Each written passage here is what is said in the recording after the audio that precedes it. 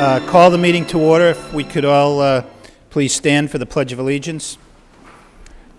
I pledge allegiance to the flag of the United States of America and to the republic for which it stands, one nation, under God, indivisible, with liberty and justice for all. Roll call. Mr. Larry. Here. Got it right. Miss Martin. Here. Mr. McHugh. Yes. Mayor Martin. Here. Miss Doherty. Here. Miss Fattacante. Here. Mr. Leahy. Here. 7 present. Okay, we have 2 spotlights on excellence this evening, the first of which involves the Social Studies Department at Lowell High School. Asked Madam Superintendent if you could tell us a little bit about this and introduce Mr. DiVincenzi from the high school. Yes, Michael DiVincenzi is the Academic Department Chair for the Social Studies Department at Lowell High School. And the Social Studies Department has been working very hard in recent years to integrate into the ongoing curriculum opportunities for students to participate in regional competitions where they can fine-tune the knowledge and skills they've gained particularly in their study of U.S. history. So I'm going to introduce Michael, who will introduce some students who have represented Lowell High School exceedingly well in recent month. Good evening. Thank you. It's great to be here tonight to represent and spotlight the Social Studies Department at the high school, but most importantly, to recognize 3 students who've won awards this current school year. The Social Studies Department at Lowell High School plays an active role in participating in many academic and civic-based competitions each school year. This evening, we proudly recognize 3 students who received top honors in 3 well-respected and highly competitive competitions. Each one of these students has an exemplary academic and athletic record, and all are active participants in club and community activities. The first competition is the Voices of Democracy Patriotic Essay Competition. This is a national audio essay competition sponsored by the VFW. Entrants were required to compose and record a 3 to 5 minute essay centered on the theme Freedom's Challenge. Of the many excellent essays submitted by students at the high school, Shika Kaji's insightful essay was chosen to represent Lowell High School in this competition. Shika is a grade 11 honor student who is enrolled in all challenging AP level courses. In this competition, Shika placed first in the local division, second at the regional division, and 7th in the entire state of Massachusetts. She earned a $100 scholarship from the VFW. I would now like to introduce Shika Kaji, who will read a short excerpt from her winning essay and state a few words about her participation in this contest. Shika?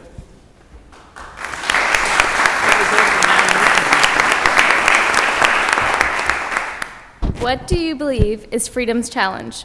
As my AP US history teacher, Miss Manasian, told us this topic, I figured it would be the easiest way to get an extra 5 points on a test. Little did I know, however, the Veterans of Foreign Wars Voices of Democracy essay would introduce me to a new set of thoughts, ideas, and principles. My response to this essay was very personal, as it triggered my Indian heritage and India's struggle for independence from British rule. While attending the district and state banquets, I met extraordinary youth that were my age, but also remarkable veterans from several wars. This experience has taught me to be so much more understanding and accepting of different thoughts, and I really appreciate it. Thanks.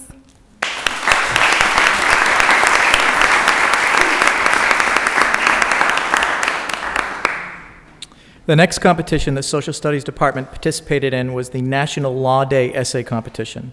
Each year, the Greater Lowell Bar Association sponsors an essay competition that underscores the belief that our system of law and the legal process have contributed to the freedoms that all Americans share. Entrants were required to submit a 500-word essay on the theme, Liberty Under Law, Empowering Youth, Assuring Democracy. Of the many excellent essays submitted by students at the high school, Katie Nwoziat's astute essay was chosen to represent Lowell High School in this competition. Katie is a grade 11 honor student who is enrolled in all honors and AP level courses. In this competition, Katie placed second and was awarded a $250 scholarship. Additionally, Katie was also presented with the Law Day Citizenship Award. She attended the ceremony held at the District Court in Cambridge and was presented with a plaque. This award is given to a student who exemplifies the ideals of service, leadership, dependability, and honor. And now I'd like to introduce Katie Nowozwiat, who will read a short excerpt from her winning essay and state a few words about her participation in this contest. Katie?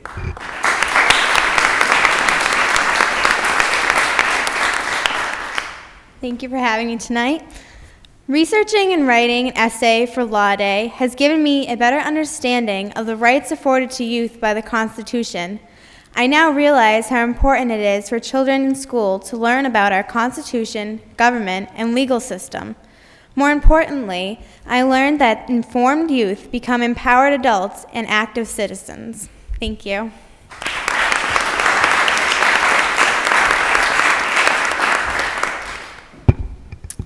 The final competition the Social Studies Department participated in was the first inaugural Lowell Historical Parks Cultural Heritage Award.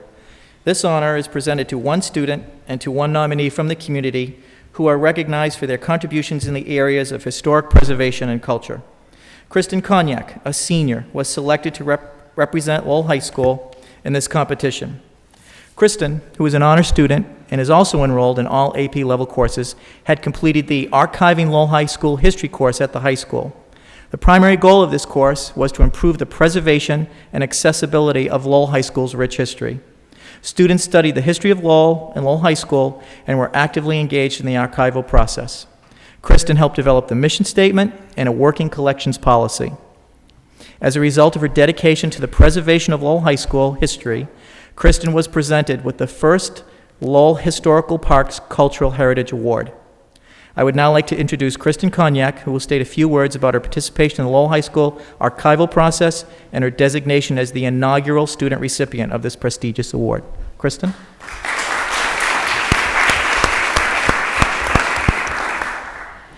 My father is a big Lowell postcard collector, and he's always been able to tell us anything about any house in Lowell.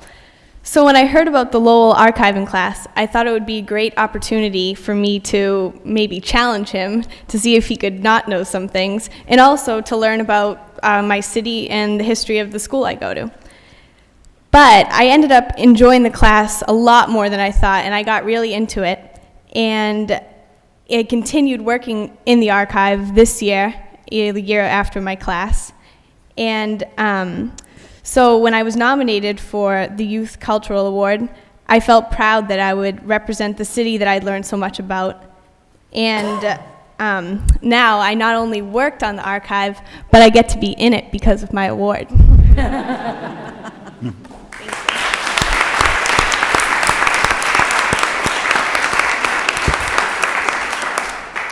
Finally, I would like to applaud all the students who submitted essays and participated in civic-based activities for these competitions. I would also like to commend the Social Studies Department teachers for their dedication to our students so their work can be recognized.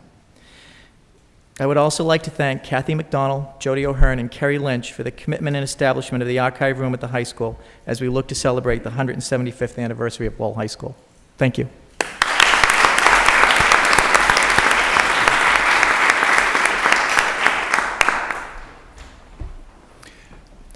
Ms. Martin. Thank you very much. I really would just like to add my applause and accolades for these three remarkable young women and their achievements. One specifically I can speak to was the Law Day essay competition, which I believe my colleague, Mr. Leahy, had strongly encouraged me to attend because he had a conflict. But it was really a true inspiration to see the level of competition of the finalists. I have to say that I very freely admit my affinity for Lowell High School and Lowell High School students, and I thought that Katie's work was exemplary.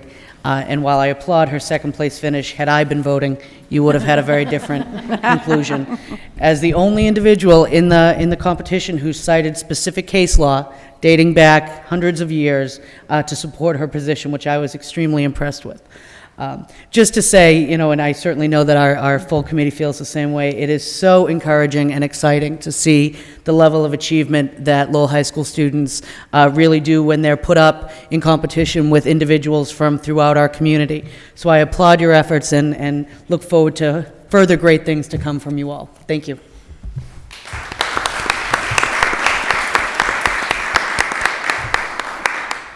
Thank you. I should add that I was slated to be a judge in that Law Day competition, and I was Could have made delayed. all the difference. I was delayed at another courthouse in Lawrence, so I was a late arrival and did not participate. So maybe we would have had a better outcome. But second place is nothing to be ashamed of in this competition. It was a very fine competition. We congratulate all of you for your achievements, and thank you, Mr. DiFincenzi, for being here with your students this evening. The future looks bright indeed, so thanks again for coming this evening. We have a second spotlight on excellence to recognize our retirees for this the present school year. We have, I believe, 50 or so teachers who represent centuries, really, if you add them all up, of experience here in the Lowell Public School System. So we had a reception before the meeting in their honor. Many of them attended. Some are still with us this evening. And as a tribute to those who have given many years of dedicated service to the students and young people in Lowell, I think it's appropriate that we at least read their names and recognize those who will be retiring this year. So that's what I will do. Martha Bayless, 36 years, a literary specialist at the Washington School. Carol Cantara, 25 years, a teacher at the Riley School. Kathleen D. Casey, 36 years, teacher at the Bailey School. Kathleen J. Casey, 38 years, literacy specialist at the Lincoln School. Karen Kerr, 35 years, a teacher at the Shaughnessy School. Judy Connors, teacher at the Lincoln School, 36 years. Maria Cuesta, 31 years, assistant principal at the Bailey School. Cecilia DeFreitas, 28 years, paraprofessional at the Rogers School. Mary Rose DeGay, 15 years, an English teacher at the Daly School. Stephanie Donahue, 33 years, social study teacher at Lowell High School. Ann Donovan, 33 years, a teacher at the Riley School. Margaret Dorr, 35 years, teacher at the Pawtucketville Memorial School. Carol Drapo, an English teacher, 36 years at the Butler School. Anne Marie Enos, 36 years, teacher at the Bailey School. Robert Eppolito, 12 years, a library media specialist at the Rogers School. Dorothy Flanagan, 18 years, a paraprofessional at the Greenouch School. Paul Flanagan, adult ed teacher in the adult ed department. Catherine Florence, 35 years, a reading teacher at the Greenouch School. Cynthia Foy, 23 years, an ESL teacher at Lowell High School. Gail Green, 37 years, an English teacher at Lowell High School. Cheryl Hall, 19 years, science teacher at the Sullivan School. Joanne Hayden, 25 years, a math teacher at the Stocklosa School. Frances Hartquist, 12 years, a speech and language teacher at the Bailey. Joanne Kelleher, assistant principal, 20 years at the Morey School. Joanne McGinnis, 33 years, a foreign language teacher at Lowell High School. Geraldine Mangan, 36 years, a teacher at the McAuliffe School. Ken Martin, no relation, 36 years, a teacher at Lowell High School.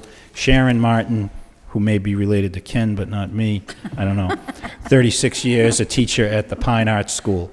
Mary Ellen McCabe, 29 years, a teacher at Lowell High School. Kathleen McCarty, 11 years, a paraprofessional at the Morey School. Patricia McGuire, 30 years, elementary teacher at the Merkland School. Lorraine Moran, 15 years, a paraprofessional at the Stocklosa School.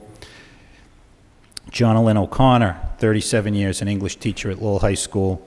Edward Parley, 33 years, a business teacher at Lowell High School. Carol Perla, 15 years, a library media specialist at the Wang School. Janie Mae Ray, 36 years, a teacher at the Washington School. Michelle Reynolds, 20 years, a teacher at the Moody School. Judith Robinson, 30 years, a teacher at the Greenouch School. Deborah Roundtree, a teacher at the Lincoln School, 32 years service. Donna Semikis, 36 years, a teacher at the Daly School. Pamela Simpkins, 26 years, principal at the McAuliffe. Rosemary Stewart, 11 years, a science teacher at the Daly School. Kathleen Sullivan, 31 years, a science teacher at the Robinson School. Maureen Sullivan, 32 years, a reading teacher at the Morey School. Elaine Terrio, 8 years, academic chair at Lowell High School. Sophia Thomas, 34 years, a teacher at the Morey School. Mary Trombley, 35 years, a teacher at the Butler School. Susan Turgeon, social study teacher at Lowell High School, 35 years service. Arthur Vives, 28 years a psychologist in the special ed department. Gretchen Voigt, 28 years a science teacher at Lowell High School. Carol Willowswich, 34 years a teacher at the Morey School. Nancy Wood, 35 years a teacher at the Robinson School. Doreen Zagorski, 35 years a teacher at the Moody School. As I said in the reception, you know, these people have given centuries of service cumulatively to the students of Lowell. They do the hard work of teachers day and night. There's a lot of night work grading papers. There's a lot of early morning work arriving early at school. They've been very dedicated. We've been fortunate to have them, and we wish them all a very happy, healthy, and long retirement. We owe them a great debt of gratitude for their service to the city.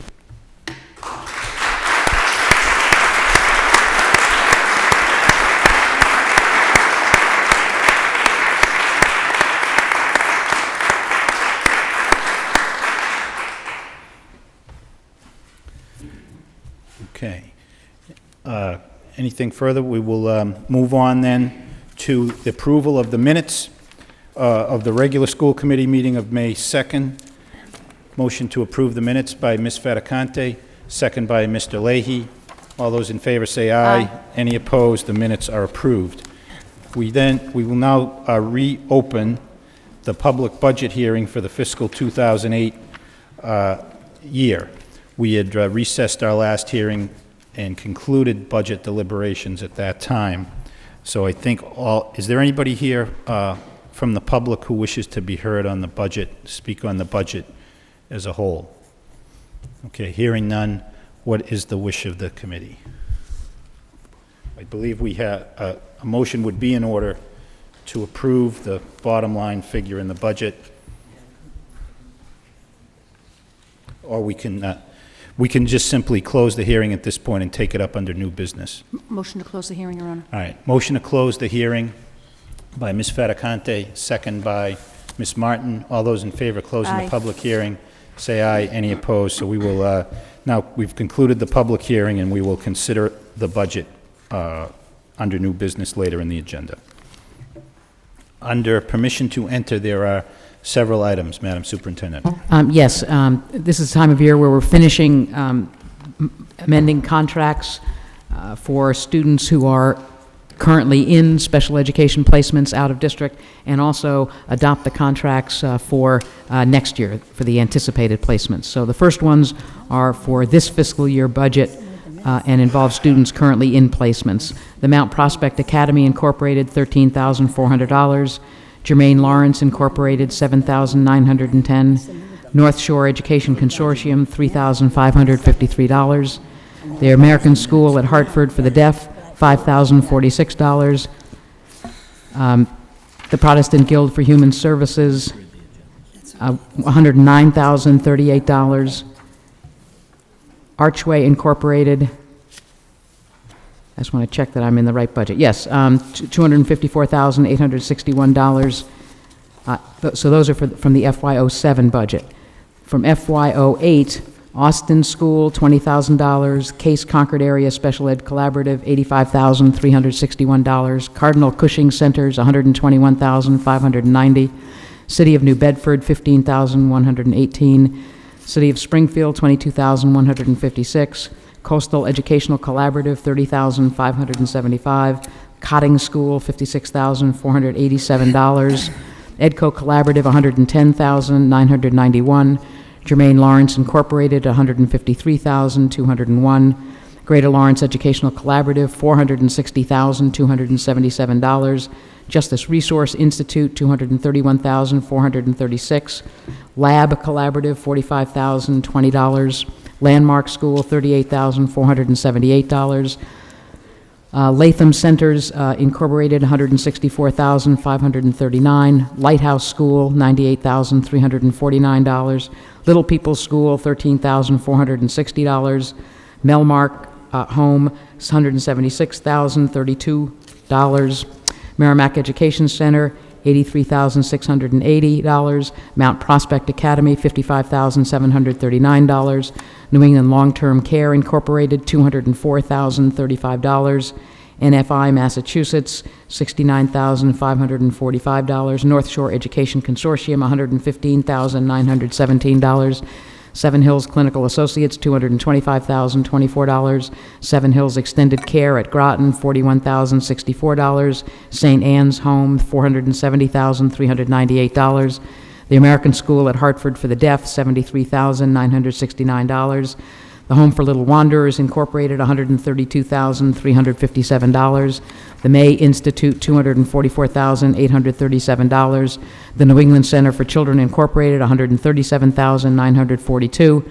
The Paul Center for Learning and Recreation, $11,069. The Protestant Guild for Human Services, $361,031. That ends the fiscal year '08 special education contracts that I'm recommending for this evening. And a reminder, this establishes the maximum that the contract would permit. This is not an expenditure. This is entering into a contract for up to that amount. Then contracts for ongoing services, Banner Pest Control, $63,318. That's a 3-year contract for monthly maintenance pest control services and spot treatment. From the fiscal year '08 budget for custodial contracted services, Boston Electrical and Telephone Company, $54,000, another 3-year contract for service and repair to various telephone and intercom systems in the district. Again, custodial contracted services. Class A flooring, $23,760 for sanding, refinishing, and restriping the gymnasium floors at the Daly Middle School and Robinson Middle School. Custodial building repair budget. And Durkin Company, $17,125 is maintenance to restroom cleaning machines, auto scrubbers, and burnishers with emergency service calls at approximately 30 public school buildings. Again, the fiscal year '08 budget, custodial contracted services. Ms. Fedicante? Thank you, Your Honor. Madam Superintendent, could you just bring your attention to page 7, the item at the top, Seven Hills? Is that a typo, or is that correct? $225,000 for one student? That is the maximum that, that it would cost. Yes. Okay. Mr. Leahy? Thank you. Just on the last page, page 9, the Boston Electric contract and the Class A flooring contract, are those on bid contracts? Like, how does that, there's nobody local that bids on these projects? Let me ask Assistant Superintendent Lang to comment on that. Thank you. Both of these particular contracts, we have to issue a request for proposals for, so these are publicly bid projects. The Boston Electric Telephone Company is, it's a 3-year contract for maintenance of some of our telephone systems. It's publicly put out to bid. Whichever contract vendor comes in with the lowest price for the 3-year contract prevails. Similar with the Class A flooring, where it was a contract for building maintenance, it does have to be publicly bid. There were 3 or 4, I believe, vendors that pulled the specifications for the bid. It's my understanding that Class A was the only organization that actually did submit a bid for this particular project. But this also is a publicly bid contract, so it would have had to go to the lowest response of the group. Thank you. Okay. Any further questions? Okay. Motion to approve by Ms. Martin, second by Ms. Doherty. Roll call, please. Mr. Leary? Yes. Ms. Martin? Yes. Mr. McHugh? Yes. Mayor Martin? Yes. Ms. Doherty? Yes. Ms. Fedicante? Yes. Mr. Leahy? Yes. 7 yeas, approved. 7 yeas, the item's approved. Brings us to memorials. We have 2 memorials this week offered by Regina Fedicante.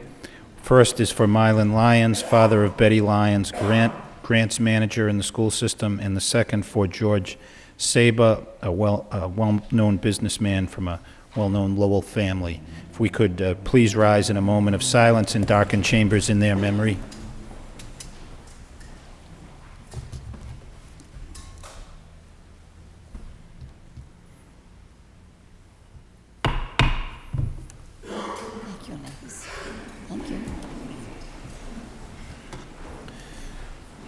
May they rest in peace. We have one item under unfinished business, the school choice consideration. Madam Superintendent. Yes, I'd like to table this until our next regular meeting. We had expected to have the documentation from the department, but have not received it yet. And we have clarified with the department that as long as we take action in the month of June and notify the department, we still have done that in a timely way. Okay. A motion to delay action until the next meeting by Mr. Leary, seconded by Mr. McHugh. Any discussion on that motion? All those in favor say aye. Any opposed? The matter will be delayed until the next school committee meeting. Under the motion, there are no items under public participation. That brings us to the motions. The first motion offered by Ms. Faticante, that wherever possible, the school lunch program substitute cardboard products for styrofoam products now in use. Second by Mr. Leary. Ms. Faticante. Thank you, Your Honor. It's pretty simple for us to do, and it simply entails us eliminating styrofoam products from our school department use, especially in the cafeteria, and going to cardboard. It's pretty simple for us to do. I don't think there's a big difference in cost between one to the other. I did get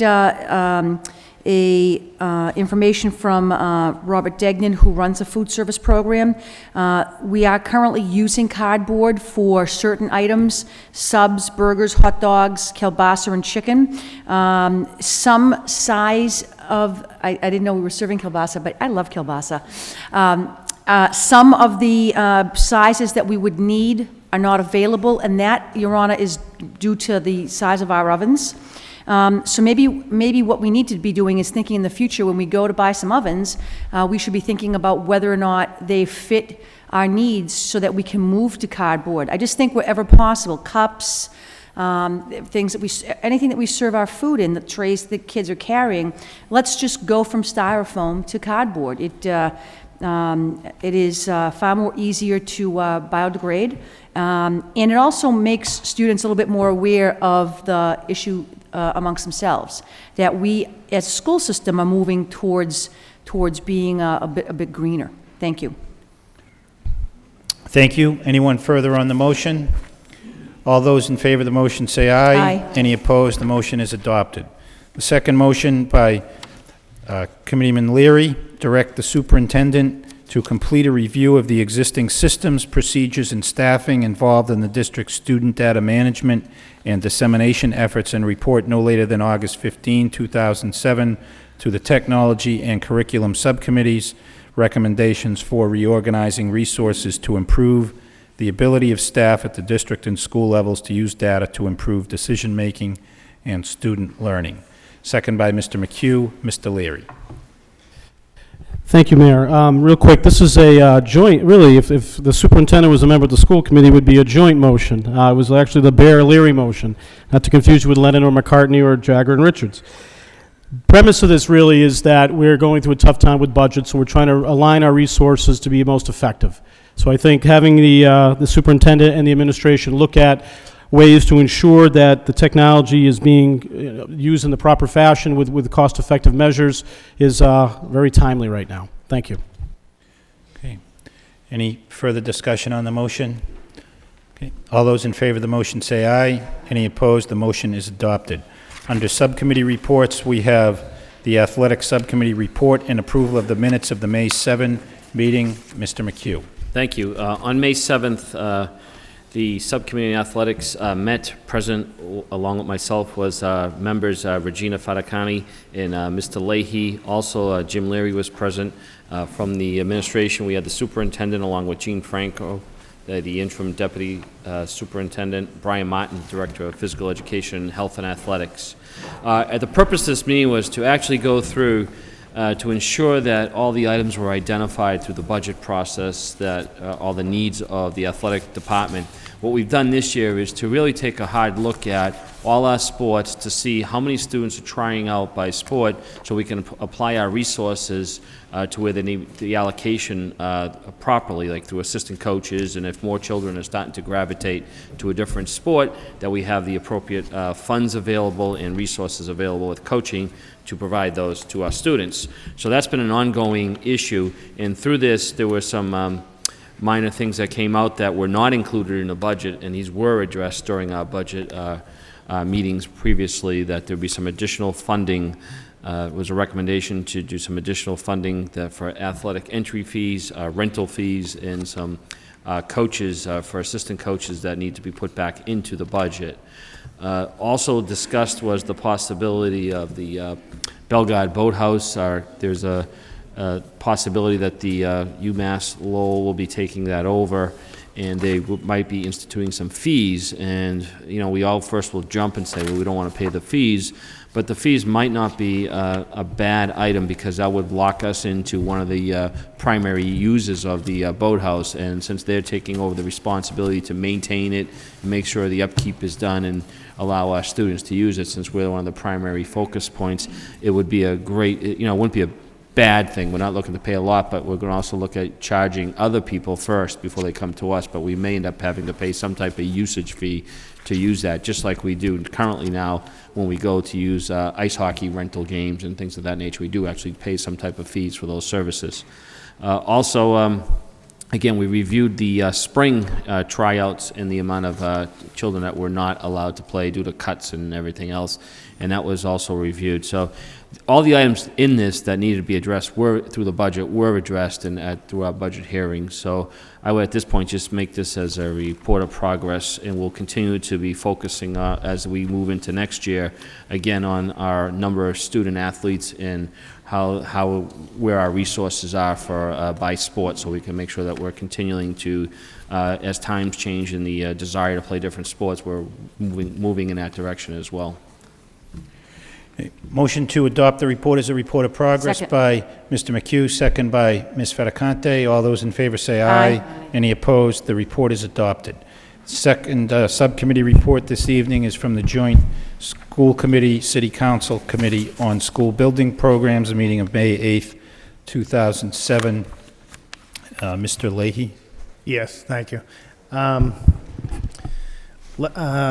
May 8th, the Joint School Committee, City Council on School Building Programs, we had a joint meeting. Present was myself, Mr. Leary from the school side, Superintendent Bear, City Manager, and the full City Council Subcommittee of Eileen Donahue, Rodney Elliott, and Bud Garfield. Also, City Manager was present. We discussed the options at hand of building both schools. We looked at the financial matters of building one school now and delaying the second school. Basically, we all had our say. We discussed for a good 45 minutes on the needs of the school system. City Manager gave his recommendation along with the superintendent to build both schools. And we did have a lot of discussion. We did get a lot of information, financial information from the city auditor, I think it was, or the from Mr. Lynch. So the recommendation at the time was to build both schools. As we know, we're proceeding with just the Morris School at this time. So I make this a report of progress. Okay. Motion to adopt the report as a report of progress by Mr. Leahy, seconded by Mr. McHugh. All those in favor say aye. Any opposed? The report is adopted. The third subcommittee report is a subcommittee report of the joint meeting of the Safety and Discipline Subcommittees on May 14th, 2007. Mr. McHugh is the chair of discipline. Ms. Fattacante is the chair of safety. I believe Ms. Fattacante is going to make the report. Thank you. Thank you, Your Honor. We met, we tried to combine a couple of things. We met while we were actually having, so I thank you to the staff who actually had to sit and wait for the committee as we ran back and forth from negotiations. But This motion, Your Honor, has been discussed here, or I should say this policy has been in discussion in this committee for a long time. It's regarding age-appropriate educational settings. Assistant Superintendent Murphy presented City Solicitor Christine O'Connor's recommended changes to the age-appropriate educational settings. The recommendation calls for a review by the principal headmaster of any student who is currently 3 years older than the typical age for a given grade. I think that the members of both subcommittees were in complete agreement that the principal of any school who has a child who is over the age limit needs to review the child's record to determine whether the child is still in an appropriate placement. The issue that that both committees could not agree on, Your Honor, is the age limit. I myself would prefer that no student be more than 2 years above their grade level. Assistant Superintendent Murphy was recommending 3 years, and I'm going to give you an example of what 3 years is like. When you are in the 8th grade, you can drive yourself to school. When you are in high school, you can pick up a 6-pack of beer, cigarettes, and drive yourself to school. And that's what we're talking about. And we had some heated discussion, healthy heated discussion. My concern, and some of my colleagues, and I respect the fact that they raised the issue, brought up that children will come from war-torn countries who may not have had the same educational opportunities. And I respect that, Your Honor. But I respect far more greatly that you have a child in the 8th grade who is 14 years old, and it would be unacceptable to me that the child sitting next to them is 17 years old. I have a problem with that. And in this school system, we have experienced several of those issues, and they have all produced disastrous results. And I find it unacceptable to go to the 3-year age limit. Since we could not agree at the subcommittee meeting, it was decided that we would come here and have another healthy, heated discussion about what that policy would be here in the school system, whether it be 2 years over the grade level or whether it be 3 years over the grade level. I would yield the floor, Your Honor, to my colleague, Mr. McHugh, who is the head of the discipline subcommittee. Mr. McHugh? Thank you. Actually, I couldn't agree more, and I think that, this actually was going back and forth the other night. I looked at the numbers and I said to myself exactly what Ms. Faticani is saying. It's possible with a 3-year-old spread that a 12th grader is going to be 21 years old, and the senior in high school could be 21 years old that can drink, and it's just too many things can happen. I've been involved with sports. And as you start to see the spread of children, more sports are getting involved with the baseball involved. They try to keep the gap 2 years on the teams. The 3-year, now my son's playing in the Babe Ruth or Senior League division. There's a 3-year spread. And you can see the difference from a 13-year-old up through a 15 going on 16-year-old. The size of the child, what they're talking about, there is a difference. And I still feel that is not a healthy thing for every child. Some children can handle that, some can't. And I just think it's inappropriate to have somebody who, is at that age bracket and put them in a setting with a younger child who is, at their grade level where they should be.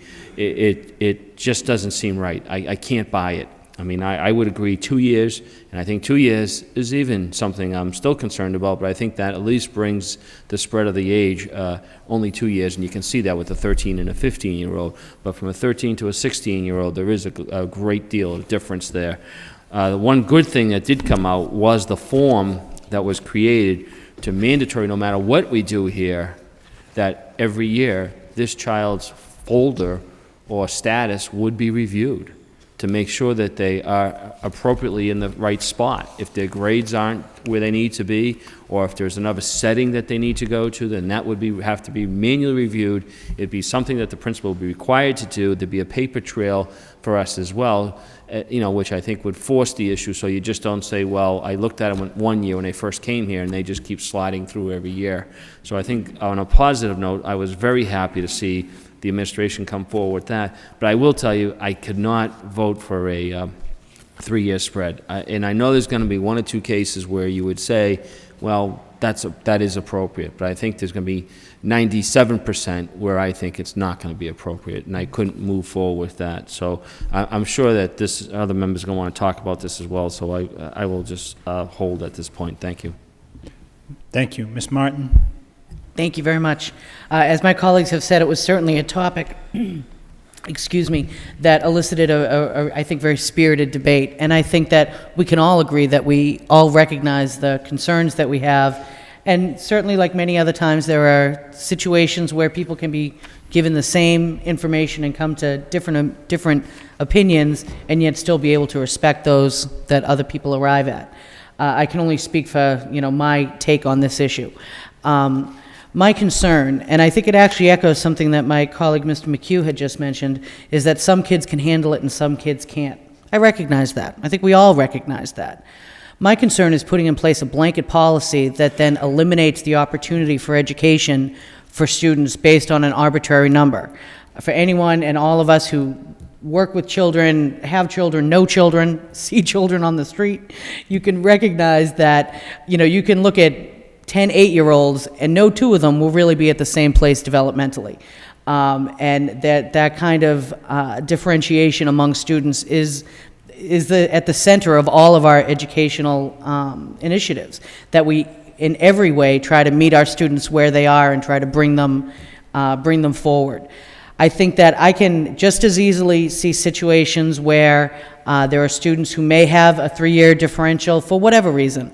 And it could come from a variety of topics. It could be a student who's suffered from catastrophic illness and has spent 2 to 3 years undergoing, unbelievable pain and suffering, and having rallied and survived perhaps a huge medical challenge, comes back into our district.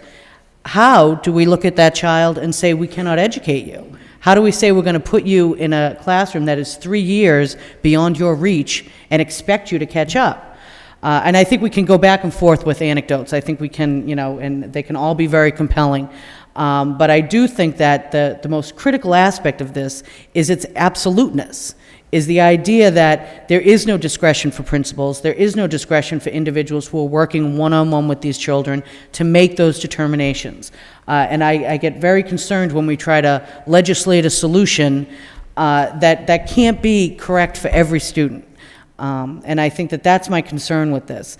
I agree with my colleagues that I know Mr. McHugh mentioned it specifically, the form that would require a principal to individually review these cases each year as they went through the process. I think that's a very valid and important checkpoint, so that we do kind of keep an eye on these students and make sure that they're progressing appropriately. But again, the fact that a student has the potential to do something wrong is not enough to deny them an education. And I think that, we have many students who may be, beyond a 2-year or 2.5, 3-year age differential, and yet are progressing. And to just simply, again, say, that's no longer appropriate, we're going to push you forward in a way that's, we know is going to be incredibly challenging for you, as an already struggling student, I think just goes against what we're charged to do. Again, I absolutely respect that we can come to different conclusions on this one, but it is the arbitrary number that gives me great pause and really flies in the face of what we're charged with doing in terms of educating each and every student that comes through the Lowell Public Schools. Thank you. Further, Ms. Doherty? Thank you, Your Honor. I'd also like to weigh in on this. I want to start by saying I completely agree with my colleagues that it's uncomfortable to think about a 14-year-old sitting next to a 17-year-old. I happen to have a 14-year-old at home. He'll be at the high school next year. And I'm not thrilled with the idea of this, but I think that when you look at the big picture and how we would be boxing the school system in with this 2 years, I have to go back to some other points that really make me look at this from a different perspective. We have a number of transient students These are our kids who are bounced around from home to home, or maybe they're homeless, and they're not making the progress that they should make. Maybe they get retained. We have the newcomer students that was mentioned earlier, but we also have students who, just by the term of when they're born, and I go back to my own son as an example, his birthday is in January. So even though he's an 8th grader today, he's a 14-year-old 8th grader. If he got retained 1 year, now he's at the 2-year limit, right? I think that it's not a big enough window, that the idea of having, as the school department has recommended to us, a form, and I would like to see the form be, there's a flag that goes up. Once you're 2 years out of your age, appropriate setting, then this form kicks into place, and you've got, adults in the educational system looking at the student and making decisions about whether, what's the correct placement for that student. The other factor to keep in mind with all this is that these are not behavior problem students we're talking about. That's a separate category. They're not special education students. The law mandates special education students get a 4-year difference. These are students who, for whatever reason, whether they're born in January and so they start school older, for whatever reason, they get retained. I mean, I think the issue of having older students sitting next to younger students is definitely one of concern. And I would say the fact that we're starting a process that we didn't have before is a beginning step in that. I would also want to go back to this next year and review the numbers and look at how it's changed and what's happened. But to just put in as a silver bullet, we're going to fix this by mandatorily saying 2 years and that's it, I think there's going to be repercussions that could be far more troublesome in terms of, say, retention rates. If a kid's not ready to be moved on, but it's going to punch him into that over the 2-year category, and the fact that when we have younger students, 15-year-olds that get beyond that 2-year, what are we going to do with them? Right now, all we have is the alternative schools, which primarily are for behavior problems. So I really think that to just have this absolute fixed thing and not give the school department the flexibility, but in line with that to also have some accountability to that, I think that's really where I would be most comfortable to look at.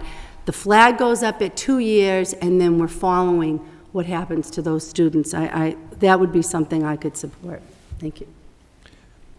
Thank you. Mr. Leahy, then, okay, Mr. Leahy. Sure, thank you. I wasn't able to attend the subcommittee, so I'm trying to play catch-up here, but I agree with what Ms. Doherty said. Mr. McHugh had some points, Ms. Faticani, but, and Ms. Martin, I won't leave you all. But I'm kind of missing the point here. Don't we, if we make some guidelines, there should always be some sort of flexibility. Somebody's got to know who these kids are, the school, somebody. So I'm not for just making one rule and that's it either. I think as somebody said here, we need a case-by-case decision. You need to just look at it, and somebody needs to step up to the plate. Either we say it's the superintendent, or we put it on assistant superintendent, or the principal of the school. I think keeping track with that form is a good idea, but it really is hard to have one rule that fits all, because we all know in a school system like Lowell, things like that don't work. So I guess I'm going to wait to see what the motion is, but I think we need to have a guideline, but with some flexibility, and just take a look at it. It doesn't have to be, I don't know. I don't think we have to really make a judgment call, without reviewing each student's personal case. So I'm going to wait for the motion and then see where it is. Thank you. Mr. Leary. Thank you, Mayor. Just a question through you, Mayor, to the superintendent. I'm looking at the numbers that were provided during the meeting we had last Monday. And just for example, grade 9, there's 24, the 3 years or older column, grade 9, there was 24 students that were 3 years older than the grade in grade 9. So grade 9 is what, 14, 15? And that's, I guess, 15. So right now, there's 24 students that are 18 years old? Yes. Is that an accurate statement? 17? 14. 3 years older. 14 Okay. is So we You're can't even assuming agree. they're all We 14. can't even agree on what age they are. I think the policy is written to just, to Okay, so take let's say as the ba- 17. I'll be conservative, the say typical. 17. That's right. So that when they get to the 10th grade, they're going to be 18. Okay, they get to the 11th grade, they're going to be 19. So the point, I guess, I guess we just have a quick question to the assistant superintendent. If the policy is drafted now, 24 students are going to go where next year? What are you going to do with them? We are responsible for the financial education for the financial responsibility to educate these students, right? We are responsible for educating the students. The numbers that I had given you, I gave them so that you could see how many students right now, at this time, fall into the category of being 2 years older than the typical age for that grade, and the 9th grade would be 14. And how many students were 3 years older. What the policy would call for would be for the principal, or in the case of the high school, the headmaster, to take a look at the students' records, the behavioral records, the academic records, the whole educational history, determine whether it's appropriate for the student to stay into that grade or not, and if not, recommend an educational setting. Right now, the only alternative programs that we have at high school level would be at the Malloy. If it's a child who is 17 and maybe has, 3 classes that the child has passed and has a very sketchy academic record, maybe has been in and out of school, that student may be referred over to the Middlesex Community College GED program or maybe adult education program. Age, if I read this correctly, and we were going in and out of meetings, the minimum age for the adult program was 22. Is that correct or is that incorrect? For the not for special ed, the night school, the adult ed we have at the high school. What is the minimum age for that? There's a minimum age of 16. Okay. And the youngster has to have dropped out of the high school. And that requires. Under the, Go ahead. I'm sorry. under the rules under which adult education functions in the state, and under which our program is funded, the student has to have dropped out of Lowell High School and be minimum 16 years of age in order to be enrolled in the GED program. So that's how adult ed operates. It can't operate as an alternative school of Lowell High School. So it has to operate as a separate so entity. The state doesn't tell us, if I read what Christine O'Connor wrote, the state doesn't dictate what age is the maximum age, yet the state dictates we're financially responsible to educate that child, or that adult in reality, to what age for non-special ed. Doesn't say. So in essence, then if they're 18 and they're not special ed, from a financial standpoint, we're not responsible any longer. In essence. I don't think that's accurate, because we're responsible until they graduate or drop out, when they choose to drop out. Up to unlimited age, basically. The general understanding from case law would be 22. General understanding, Madam Superintendent. However, Christine O'Connor was very clear that it was unclear. Yes, that's what I'm saying. Right. So the state doesn't even weigh in on this, I guess, essentially. No. So, right. And I guess, and again, do we have any other school systems with other criteria that we're trying to develop in the state? Are we aware, or cognizant of any others? Boston, Brockton? To we look into that? I think that may be something that we could do, if the committee thought that was appropriate, to look and see if there are any other school districts that have set this kind of a policy. We're not aware of any, but we've not done an exhaustive search. Okay, and here's a problem. I agree with the Committeewoman Fedicani and with Committeeman McHugh. In an effort regarding grade 12, you have 19, 21-year-old adults in high school with 17 and 18-year-old, technically still minors. 17 still a minor anyway. So, and not to kill the fact that 21 years old, you're legally able to buy alcohol. You're voting. Obviously, some of the seniors are voting already as well. But that's a dramatic jump from 18 to 21. I don't know what the motion is going to be there. I'm making an assumption that it's going to be to approve either the 3-year or the 2-year. I think more information should be researched before we make a final call. If it's made today, I'm going to have to vote against 3 years. Although I understand if we're going to be financially hit with this anyway, maybe it's not a prudent move. I mean, it's not a prudent move. But I like to know if there's someone else, before we design the program, is there someone else who's done it successfully that we should really borrow from? Again, I can't vote for a 3-year program right now without having additional information. My concern is that of, of all our concern, is anyone who's 21 years old in the senior class really shouldn't be there.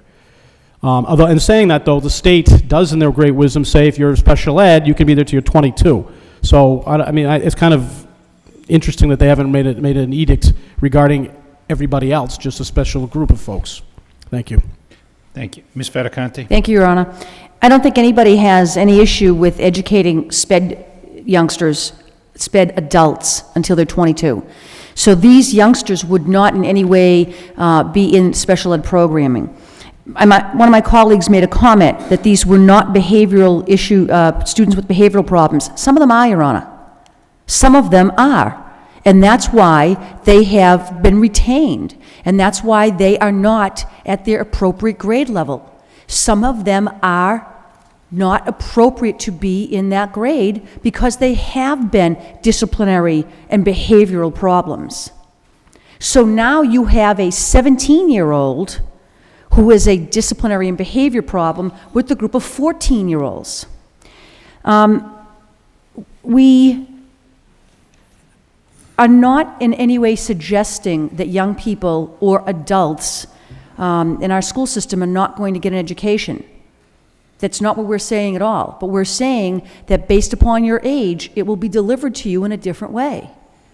It's a safety issue, Your Honor, for some people. And yes, I heard the war-torn, ravaged country story, and no one was able to provide me any evidence whatsoever that there was an abundance of these young people in our school system. No one. Not the deputy, not the assistant superintendent, not Christine O'Connor, not the colleagues who raised it, absolutely no one. And my concern is a safety issue. And here's the other issue, Your Honor. And it bothers me to say it, but when principals in the past have been given discretion on whether or not to retain a youngster who is above the age level, they have sided on the bad side of discretion. And it has caused us some huge problems. Now, I would like to think that would never happen again. And I do not like to sit here and micromanage whatsoever. But I cannot, Your Honor, in good conscience, allow that to happen again. I cannot. And I don't want to throw the baby out with the bathwater. That is not my intention here. But it's my intention to make sure those end results never happen again. And I don't know how else to do it. Because the trust that I had that it would be handled is gone. Gone. So yes, I'd like to put in a motion that it's 2 years. Unless we can think of something better. Because I have a concern about the safety of our young people, and I can't let it go. I cannot. Thank you. Ms. Martin. Thank you very much. And I think concerns about safety, certainly we applaud and we absolutely share. Again, one of those critical turns of phrases, some of them are behavior problems. Absolutely. Some of them aren't. The reality is that behavior problems are behavior problems. We have a host of policies and procedures in place to deal with behavior problems specifically for what they are. They may be a function of age, certainly. But the reality is that, again, coming up with this kind of a blanket policy that we think will eliminate these problems, I just think it's naive to think that this will solve all of our problems. Concerns about discretion with certain, with whether it's with principals or administrators or whatnot, valid concerns, absolutely. Need to be addressed through the evaluation process, need to be addressed through the established, policies and procedures that we put in place. I don't think, it's like, looking at 100 situations and thinking that one solution will be it. When we talk about wanting to keep those students safe, and we can all agree on that, I think where we disagree is in the method. And I look at a situation that I could see, again, hypothetically, if a student's gone through this process and is attending school, how do you walk into their classroom and say you can't go to school anymore? Just because whether it's 21 or whatever age that may happen at. I mean, any school district that puts itself in the business of refusing education, I think does so at its peril. I mean, it's absolutely antithetical to what we're meant to do. And I think that we need to take the responsibility for our children's safety seriously, and I think we do that by strengthening policies that deal with specific behavioral and safety issues, and not kind of demonizing some age range that we think automatically a student is suspect and not deserving simply because they're 3 years older or 2 years older than their peers. And I think that, again, if we need to collect information from other districts, I find it hard to imagine that any other district has a policy in place whereby, based on age, they remove a child from their school system. So, I mean, I certainly think we can, do some research, maybe see if anything else exists out there, and I'm open to suggestion, but at the end of the day, I want to see policies put in place that keep our kids in school, as many of them as possible, for as long as possible. Thank you. Mr. McHugh? Thank you. I don't think we're going to take anything tonight. I heard Mr. Leary make a suggestion about delaying this and getting more information. I think we're going to need more information. I think there's a lot of what-ifs out there, and I don't think this is something that needs to be voted on tonight. But I will have to say, I do believe it's a safety issue. We're not just pushing children forward, because my question is going to be, okay, well, they're 3 years. Now, what happens if Johnny, after being 3-year difference, needs to stay back? And he's going to be 4. What do we do then? Are we just going to push them forward, as it was said? I don't think so. I don't think we're going to push any child forward. And I hope we certainly don't do that. I think we have to be responsible to come up and find a way to get that child. If they are concerned and the parents are concerned and want them to have an education, there should be a way to get that child the education. It may not be the mainstream classroom, but there should be something, and I'm not sure what that is. And I think that at this point we need to start looking at that part of the issue as well. So I don't want to take a chance. And from my heart, I can't sit here and approve a 3-year spread, because something will happen. And when something happens, because it's a little gray and people are using discretion, and we know everyone's discretion is going to be different, and then what are we going to say? Oh, let's fire the principal because something went wrong and they used their discretion, they thought it was the right thing, and the child had a good record and everything else, and some other child got assaulted or hurt. I don't want to see that happen. So sometimes policies need to be very clear and articulate exactly what is the wish of this committee and how we want to handle the issue. And that's what I'm looking at. I think there are too many what-ifs, that the more we put the spread out there, the more the percentages for something to go wrong can go wrong. And I really can't see myself ever voting for a 3-year. And if the body wishes to do it, the body can do it. And I think I just want to be up front. I would rather look for another setting or another way to get this child the education if they're that concerned about being in our system and are truly going to do the best effort forward to pass the classes and move through. I heard the idea of some of these students are disciplinary reasons, and I would have to say I imagine that's a piece of the puzzle. I can't imagine if I added all these numbers up that are 2 years older, which is quite large, and said that if I looked at every one of these child's folder and found out that they're just really a poor, underperforming child, they're a great kid in class, they don't say anything, I would hope that's the case. But I imagine that some of those children have had issues with discipline and things, those type of episodes at the building, or they're just, they're not just flat out coming to school and sitting there and looking out the window saying, I hate school. And if they hate school, you know what, I want to give them the education, but if they don't want to be there, at some point we got to say, should they be there? Should we put our other children that are there to learn in danger, the silent majority? There are more of them in a classroom, and that's one of the reasons why I want to be in a discipline subcommittee. It's been something that's been personal to me. It's been something from day one that I feel we need to remove disruptive children from the classroom. And if we have disruptive children in the classroom that are just there, and I applaud this committee this year because in the alternative program, we're looking to expand it for the disruptive kids. It's been something we started and we need to continue to work on, because if they don't, the teacher can't do their job if you have to stop every 10 minutes to deal with Sally or Johnny who's getting up, acting out.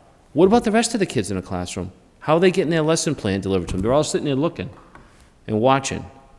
And then they go down to the office, and then they come back, and then here we go again, 360. Then they're out of the game room again. It's a constant revolving door. You know, we've been trying to address that, and I've been here now a number of years where this has not gone away. And it seems like we need to continue to focus on it. And I think this is another piece of that, that if we just sit here and say, well, let's use discretion, the discretion's gonna, I like to err on the side of caution on discretion. And I think 2 years is quite enough spread. And I think that, you know, we need to focus on something like that. And that's why I would support the 2. And after 3, I just think that something else has to be done for that child. And we're talking, you know, a total of 106 students right now out of 3,500 students, or whatever our total number is. That's not a high percentage, but we're talking a handful of students to deal with. And it's not like we're dealing with thousands of students, but I think we have to look at them, because my next question is, what happens when we go to 4? What about 4 years?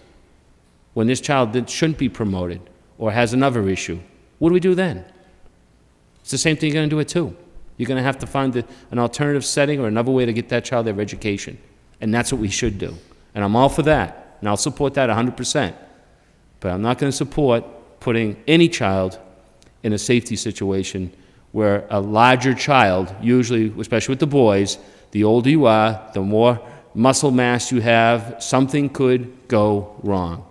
And I don't want to hear from a parent saying that a 20 or 21-year-old senior beat the crap out of my son at the high school. I don't want to take that phone call, and I don't think any one of you do either. So I think it's an emotional issue to me, and I'm not going to support a 3-year spread no matter what comes out. I would rather put more money in the budget to find an alternative setting or an alternative way to pay for that child's education. Thank you. Thank you. Ms. Doherty? Yes, Your Honor, I'm just going to be very brief. I want to go back to the behavior thing, because when I said it wasn't a behavior issue, the reason I said that is because we have programs. We have the alternative programs for kids that have behavior problems.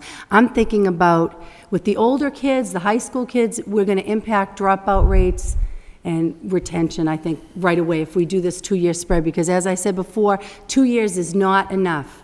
If you have kids starting school late, whose birthdays come at a time and they have 1 year retention, you're at 2 years. When we look at the younger kids, the middle school kids, let's say you have a 7th grader who's 15.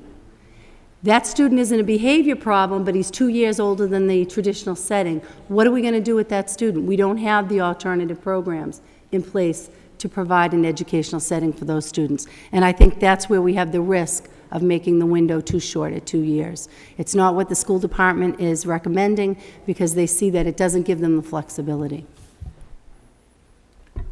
Okay, thank you. Mr. Leary?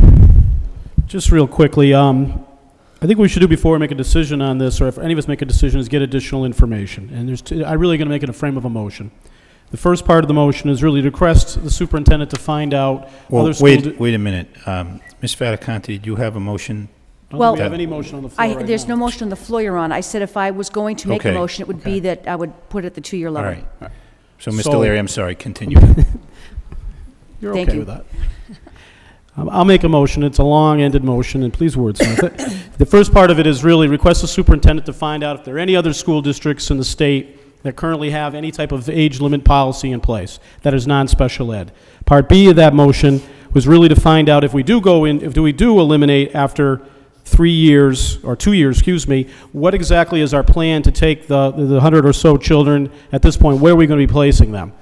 Okay, so, and you know, Committeeman McHugh made a good point about muscle mass and danger and who wants to take a phone call. But before we actually make a decision regarding this, we should know how this is going to financially impact us. Because like, we're going to get, allegedly, if you read the paper, a cut by $1.6 million. It'd be nice to know if we're filling the Malloy School with children that are 3 years old as opposed to discipline issues. So I think additional information is imperative for the entire committee. I echo what Committeeman McHugh said. I really wouldn't vote for this at this point. I'm not sure if this information would change my opinion, but I'd like to get the full picture before I make a final decision. Make that in frame of a long-winded motion. Okay, so moved by Mr. Leary, second by Mr. McHugh. Any further discussion? Okay, all those in favor of the motion? Aye. Is there a request for roll call? I'm sorry, on the motion? All those in favor say aye. Any opposed? The motion is adopted. Your Honor, the second half of the, I'm so sorry, of the meeting, the policy regarding arrests on school grounds. I want to thank City Solicitor Christine O'Connor for spending a very late evening. I should apologize also to our own staff who spent a very late evening while we ran between negotiations and these two disciplinary, these matters. She had recommended to us some decisions that we should be thinking about. Whenever disciplinary action is being taken, which may result in a long-term suspension from school or school activities, a hearing should be held. Attorney O'Connor questioned whether another procedure is in fact warranted when presently there are 3 separate means to remove a student from school under Mass General laws which govern the removal of students when felony charges have been issued, as well as superintendent school committee disciplinary hearings. What was discussed that night? Any arrest should trigger a disciplinary proceeding, and that has not yet happened, Your Honor. This was, I think, the piece of the puzzle that was missing, that an arrest on school ground did not necessarily require a school committee hearing, and I'm thinking that it probably should. That school committee members, we sat around the table that night, and we couldn't remember the last disciplinary hearing we had been at. Not that we want to go to a whole bunch of them, but again, Your Honor, it is incumbent upon the members of this body to understand fully and completely what happens in our schools on a daily basis. And that includes when students are going to be doing a writing contest, and that includes when students are being arrested and taken off school property, the good and the bad.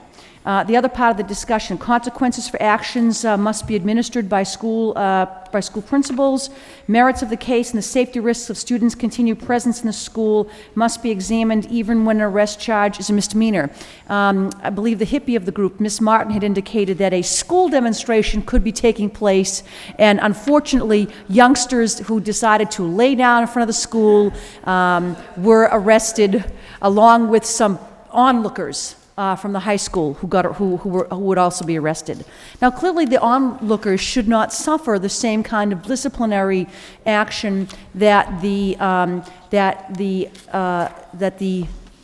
mummies are going to have. That needs to probably come to the school committee for us to sort that out, and because that's our job, Your Honor. Like it or not, that is our job.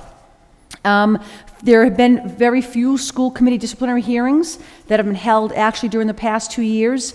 Principals and headmasters do have more authority to expel students, but in the instances that Ms. Martin gave, and it was an excellent example, everybody's at the rally, some people do a lie-in while others go to look, everybody gets swept up. And it becomes our responsibility to sort out who gets expelled and who doesn't, who gets a disciplinary procedure put against them and who doesn't. And then the other thing that we discussed was that every time the school committee meets for a disciplinary matter, a school department attorney, either Attorney Hall, Attorney Ortiz, be present at the hearing. It has not come to pass in all of my years, but it could come to pass because society becomes more complicated, that school committee members are sued as a result of disciplinary hearings, and we would want to make sure that an attorney was there to preserve the rights of the child at the hearing and to also preserve the rights of the school committee present at the hearing. So there was a motion by Ms. Martin, seconded by Ms. Doherty, to request the administration develop guidelines for disciplinary proceedings for principals to follow when a student has been arrested on school grounds, and return to the joint, this information will return to the joint subcommittee on safety and discipline for final and for review and approval. Thank you, Your Honor. All right, so moved by Ms. Martin, second by Ms. Doherty. Any further discussion? All those in favor of the motion say aye. Aye. Any opposed? Motion to adopt the report of the subcommittee by Ms. Faticante, second by Mr. McHugh. All those in favor say aye. Aye. Any opposed? The report is accepted. Thank you, Your Honor. Thank you. Under reports of the superintendent, the first matter is gang prevention efforts, Madam Superintendent. Yes, you have a report prepared in response to a motion from the school committee on information related to the district's efforts to address the prevention of student involvement with gangs. The first part of the report speaks to the role of the school resource officers, and the second part of the report addresses, briefly describes school-wide programs that have been developed and funded through the Safe and Drug-Free Schools grant. We welcome any questions from committee members. Okay. Any questions or comments? Ms. Doherty. Yes, Your Honor, through you to the superintendent. I notice on page 2 of the report, you listed 8 schools that have had presentations this year, and I'm just wondering if we have something in place that every school is involved in some degree of gang prevention, or is this just, is it a rotating thing? Every school has some involvement. This particular year, these are the schools that the officers went to. Thank you. Mr. Leahy? Thank you. Just a comment. We just got this report today, but I think a big part of this is just all the money we've lost over the years. The state and the cities, especially the state, we need to have after-school programs. That's the biggest thing that's going to help any city or town deal with this. And we, as a body and as a city, we need to keep lobbying our state legislators for more money for after-school programs. And that's a very big part of this report that's probably missing. We've been cut year after year, and we don't have money to keep these kids busy. So just an observation. Until we keep these kids busy and give them something meaningful to do after school, we're just going to keep dealing with these problems. Thank you. Okay. Thank you, Mr. Leahy. Mr. Leary? Just quickly, too, I appreciate the report. It was good information. I guess a question, Mayor, to you through the superintendent. Who's attending this on behalf of the school committee? on behalf of the school department. I know Committeewoman Doherty is a member of the task force. Do we have employees involved with this? Yes, I am. The task force was set up to be the heads of a variety of the chief of police is there, the city manager is there, the district attorney is there, one of the people from the juvenile court. Yep. So they're sort of designated people from particular organizations is the core membership of the gang task force. Okay. I know on last Friday morning, committee person John Leahy and I attended the weekly DA's meeting with our local personnel, and I want to just give a commendation to our personnel. They were very professional and very involved. They know the students. They know where the issues are. I think that meeting, we met with one of the assistant DAs, Sean Griffith, regarding anything they were doing to outreach to the judges, and I think he's going to get back to us with some information regarding what we're doing to keep the local judges who are actually making decisions on some of the children in terms of incarceration versus not incarceration, bail versus not bail. That'll be something that I know the school department would want to play a role. I know some of the information and some of the folks that we had at that meeting, I'm not going to go through a whole list of folks that were at the meeting, would be very valuable to, I think a judge would want to hear from our expert personnel in terms of what they're dealing with day in and day out based on some of the actions that the judges may or may not take. And I know that the assistant DA will be getting back to us shortly regarding whether this is even allowable. I know the defense bar has informational timeframes with judges, district judges, juvenile court, et cetera. So if this is something that is allowable, that's something that through you we could put something together with especially the personnel that we had there at that meeting. These are not, I can't think of the right word, but these are folks who are knowledgeable, who are concerned, and are very professional in the way they deal with these types of issues. Thank you. Madam Superintendent? I think that's a good suggestion. I can bring, my suggestion would be that I bring that suggestion to the city manager's gang task force, because if the task force as a group initiates the idea of that kind of a meeting with the local judges, that might be exceedingly helpful, and then bring some people who are sort of on the ground dealing with the issues. Thank you. Ms. Fattacante, did you have something? Thank you, Your Honor. just need to echo, and this committee doesn't need to hear it, but I think maybe the general public needs to hear how important our school resource officers have been to us. When I see it in print about what they do, it again reiterates to me the importance of having them in our schools.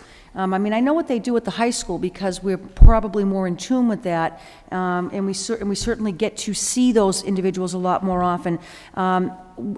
And their involvement in going to students' homes at night when they have been absent over a great number of days and bringing those kids back to school. I mean, these people have been invaluable to what we do as an educational system. So it concerns me to think that some of them could in fact be removed from the group, from what we do. And I guess we will hear over the next few days about whether or not we're going to lose any school resource officers. I'm really truly hoping that we don't, because when I see it in writing, I just wonder to myself how we're going to replace the kind of services that they give to us. Thank you. Thank you. Any further discussion on this? Motion to accept the report as a report of progress by Mr. McHugh, second by Ms. Martin. All those in favor say aye. Aye. Any opposed? The report is accepted. Next report on MCAS requirements at home schooling, Madam Superintendent.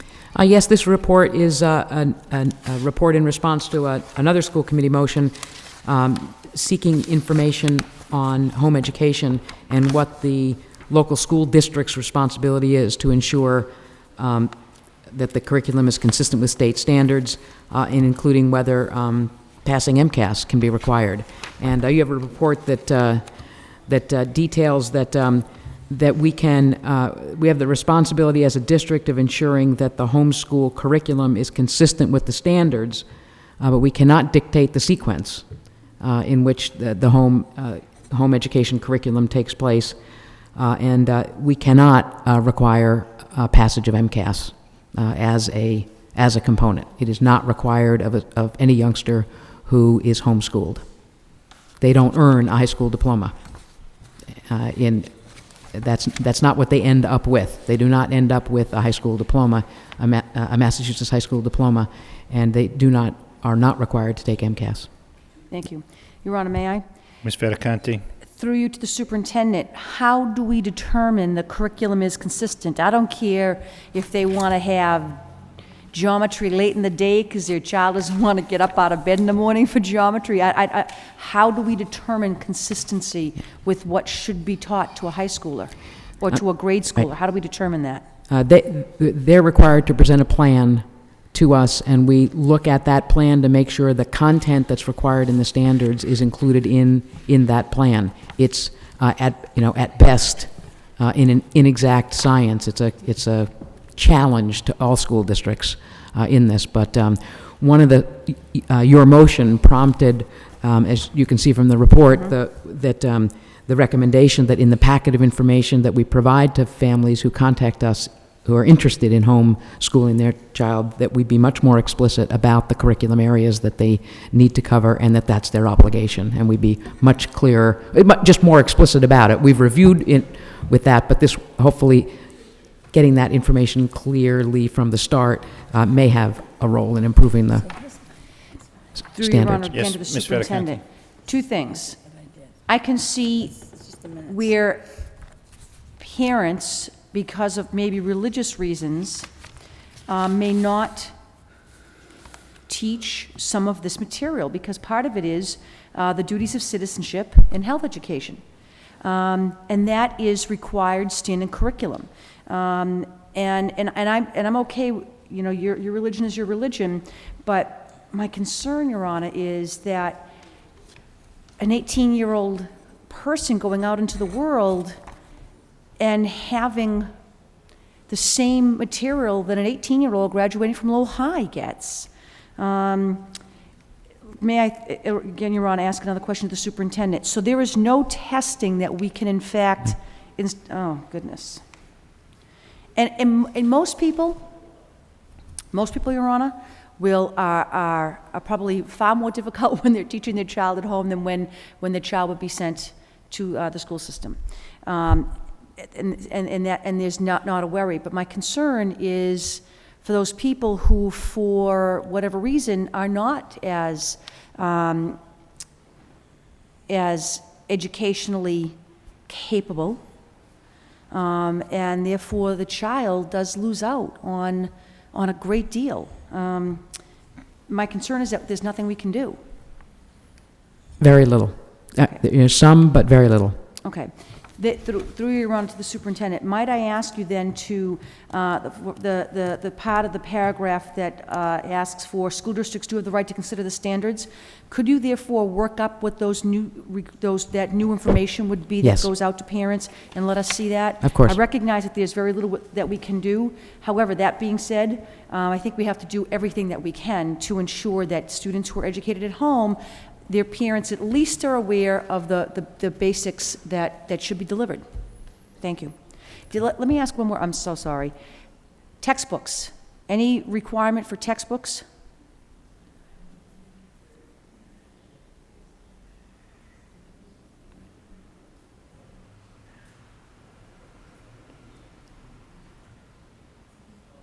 No. We could provide textbooks for them. Okay. We have that obligation to provide textbooks that are used by our youngsters here. We can provide for them, but we cannot dictate the textbooks that they use. Thank you, Your Honor. Okay, thank you.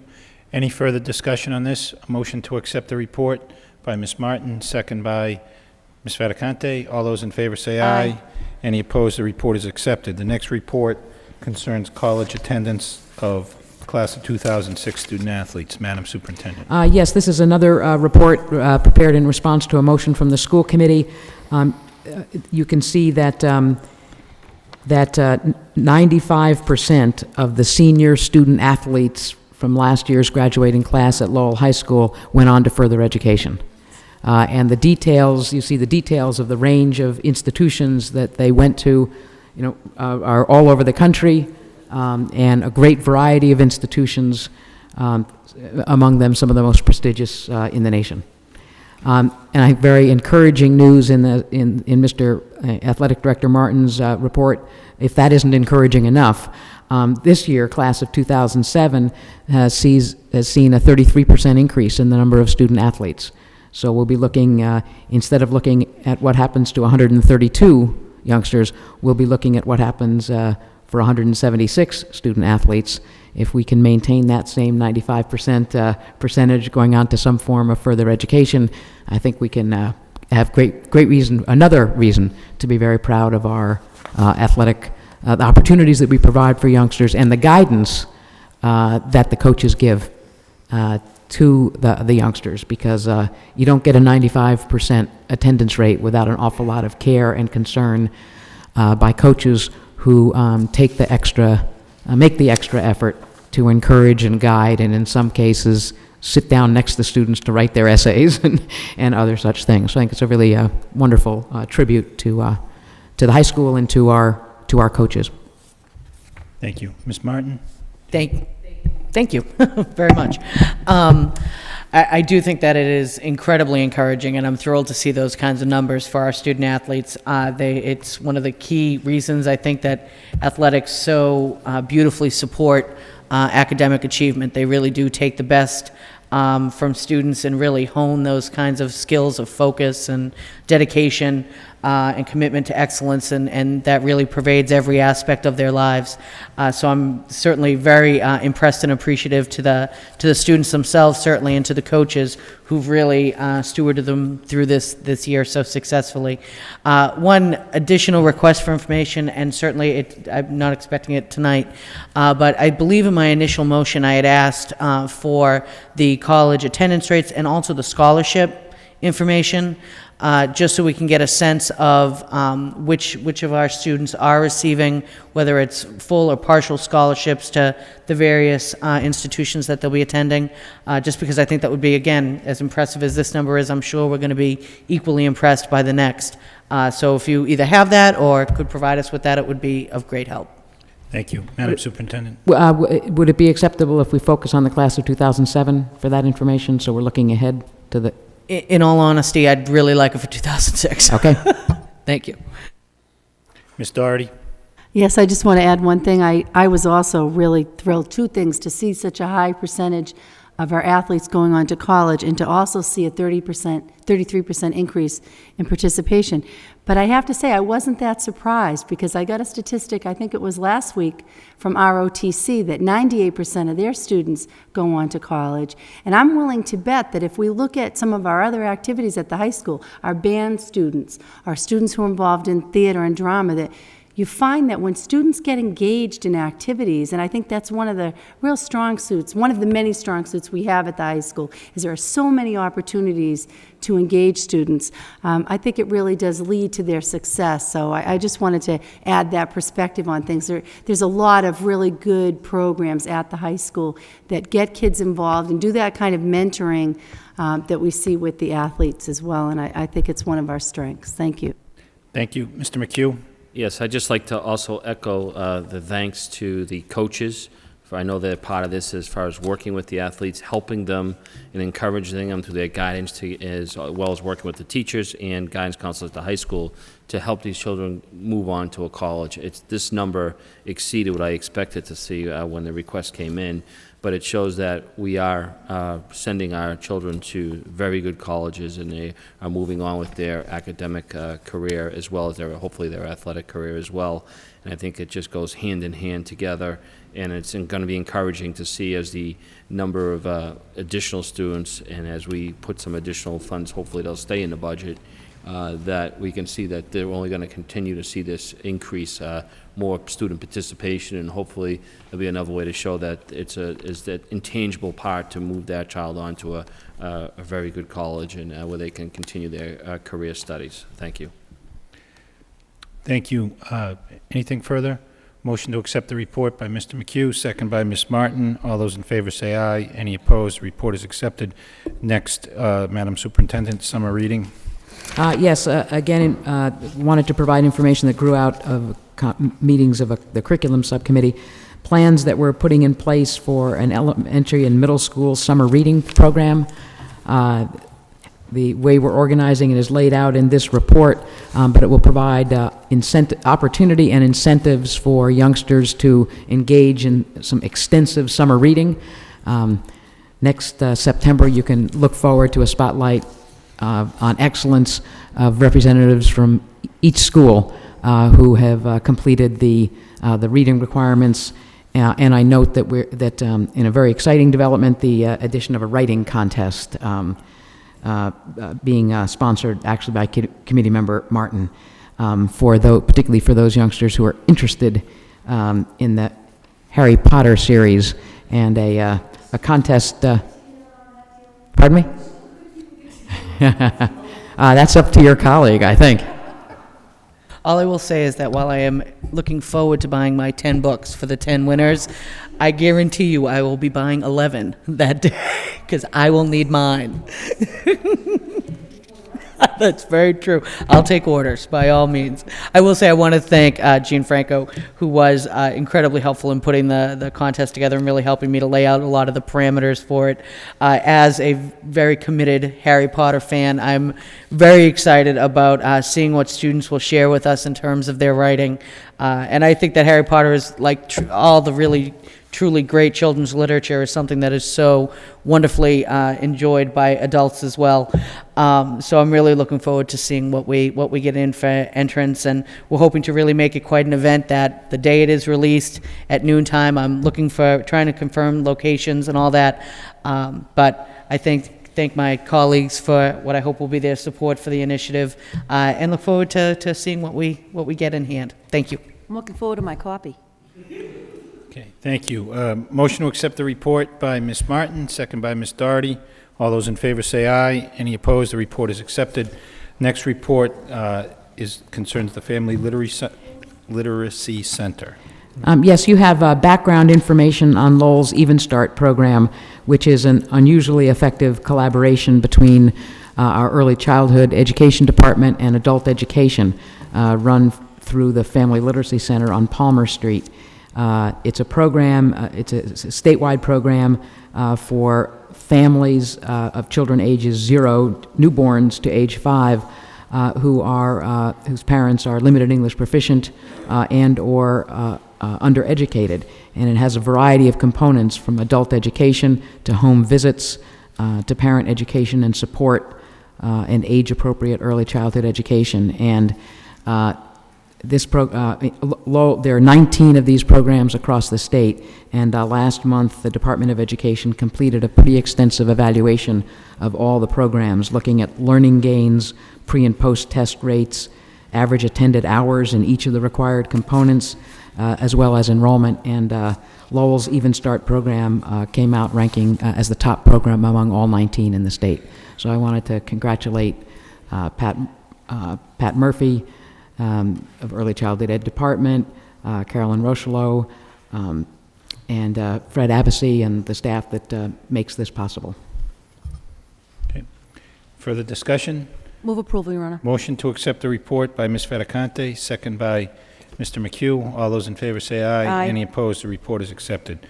Next report concerns the National Park Service Initiative. Madam Superintendent. Yes, I thought committee members would be just interested to know that the National Park is anticipating its 100th anniversary, and so it's looking for some unusual ways to look to the future of national parks.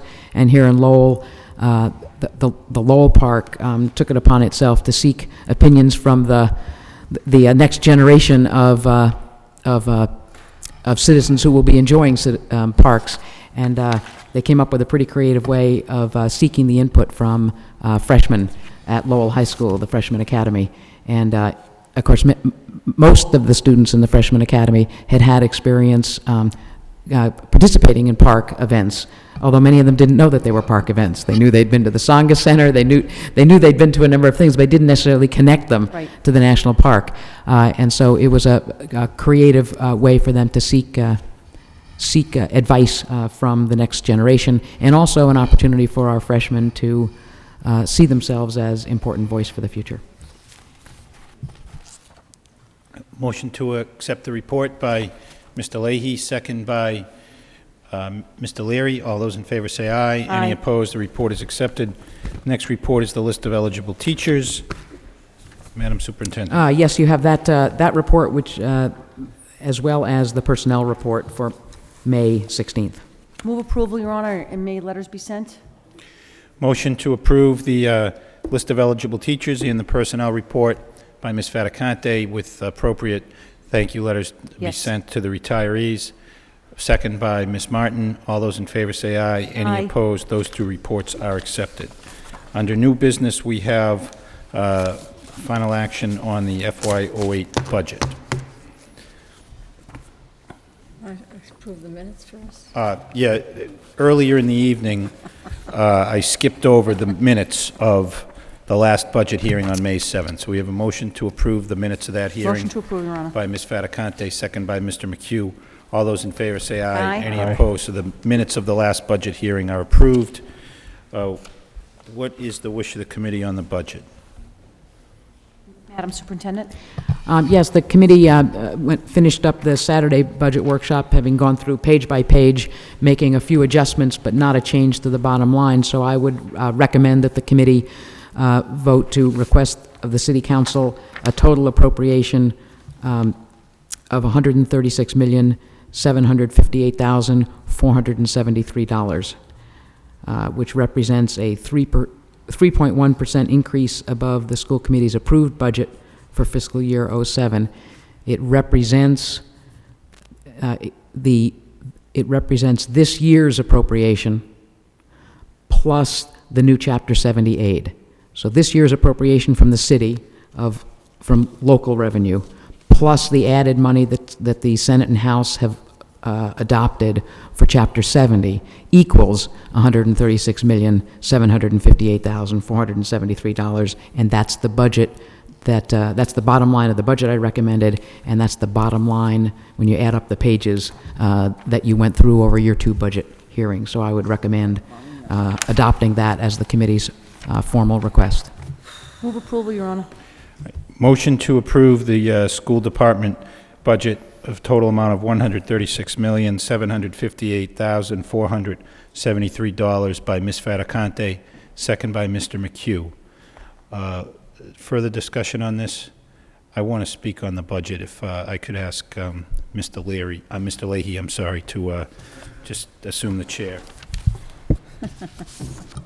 Okay, what time? Okay, 8:45. 8:45. Took over the chair. We should get up here tonight. January 16th. Recognize the mayor. Thank you, Mr. Leahy. I'm going to vote against the budget. I wanted to just state briefly my reasons. As school committee members, I think, are aware, the city budget was presented to the city council last evening. It went fairly late, so I have not reviewed the city budget, but I do know that the manager has recommended a lesser amount than what the school committee is requesting. I participated in the hearings here, and I agree completely that the budget that the school committee, I believe, will adopt this evening is a fair budget. I think it does the best it can to address the needs of the students, but given that I think there may be likely further reductions, I don't want to be in a position of voting to approve something here that I'm going to have to recommend against in the subsequent council hearing. So I'm hopeful that this would be the amount that's approved. I'm doubtful that that's going to be the case. There may be some increase from what the manager is recommending, but I think it's too early to determine that at this point. I have not, as I said, had the opportunity to review the budget, nor have other counselors. So it remains, I think, a little bit up in the air at this point, and simply for those reasons, I'm not going to vote in support of this. It's not meant to be a criticism of my colleagues here in the school committee, nor of the administration. I think all of you have done a careful job in deliberating and presenting this budget. But if I'm not going to be able to support it at future meetings, I won't be able to vote for it tonight. Thank you. Well, can I make a comment from up here? No? Should I come down and make a comment then? We'll switch seats. Okay. Okay. 8:46. 8:46. Chair back. Mr. Leahy. Thank you. I understand your reasoning, but I would ask that, I mean, we're all hopeful that this number's gonna go through, and you haven't looked at your budget yet, so I don't understand, maybe, I mean, should we delay the vote on this? I mean, we're all in support of it, and we all know that we may have to come back and trim, so I don't want to leave you out by yourself. I think we all support the budget right now, and we all understand that we may have to come back. So I can tell you, I will advocate for more resources for the schools from what the manager is recommending. So aren't you saying, in essence, you're saying you agree with it, and we all agree that we may need to come back. So I don't want you to leave you out there on a no vote when you can just vote yes, and we'll have to come back and cut. Alone. Well, I appreciate your consideration, but I don't expect that is going to put me in any different position, quite frankly. Well, and I expect that there may well be a number in the middle. So We appreciate Mr. Leahy's... right, but we know that too, that we may have to come back here, so I didn't, you know. It'd be nice to have a unanimous vote tonight, but not going to change your mind. No.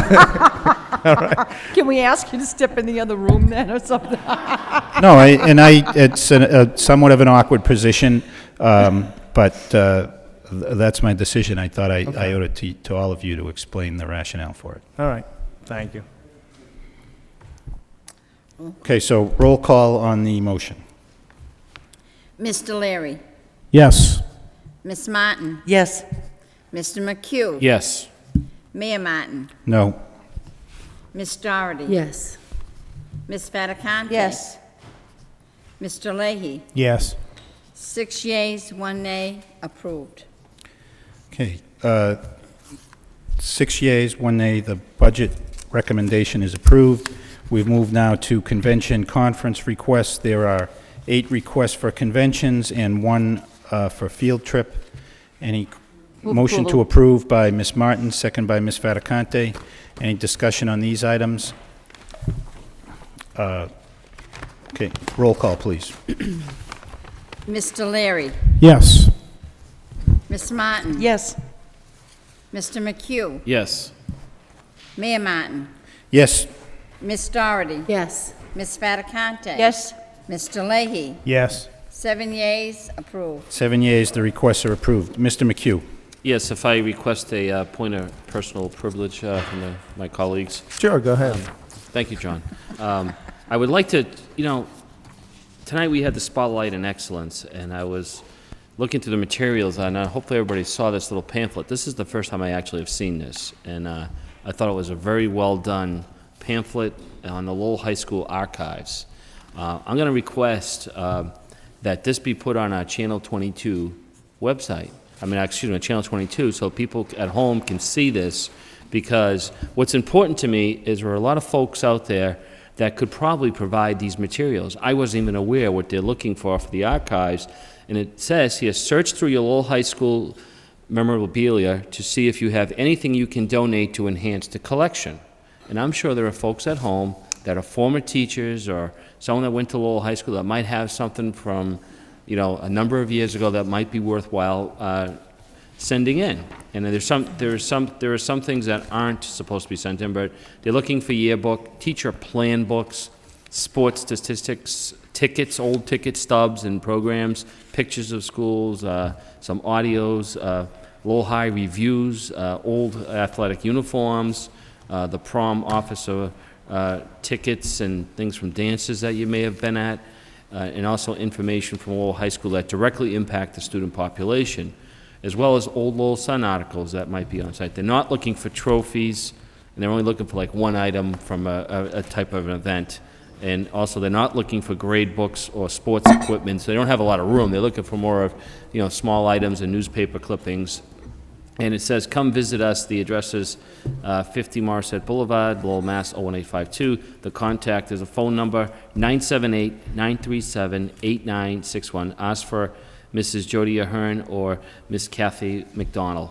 And I would suggest anyone at home, I'm going to say we'll just put this on Channel 22, and if someone at home happens to have some, there's some phone numbers. We'll get the information up on our website and also up on our Channel 22, and you can see that periodically.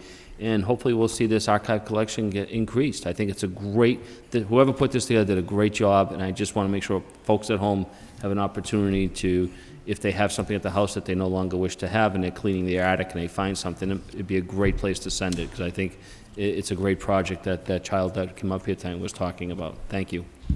Thank you, Mr. McHugh. It is a terrific job. I think Kristen Cognac, the student, deserves a lot of credit and was certainly recognized by the National Park Service. This is the first year they've given awards, and to have a Lowell High School student receive one of those awards for the creation of this program is really remarkable. So I think your comments are well taken, and it will be a great resource for the high school and the entire community. And I think the whole virtual notion of how archives are maintained are going to really increase the ability to preserve a lot more things well into the future. So thank you for your comments. Any further? Ms. Doherty? Okay, motion to adjourn by Ms. Doherty, second by Mr. Leary. All those in favor say aye. Any opposed? The meeting stands adjourned.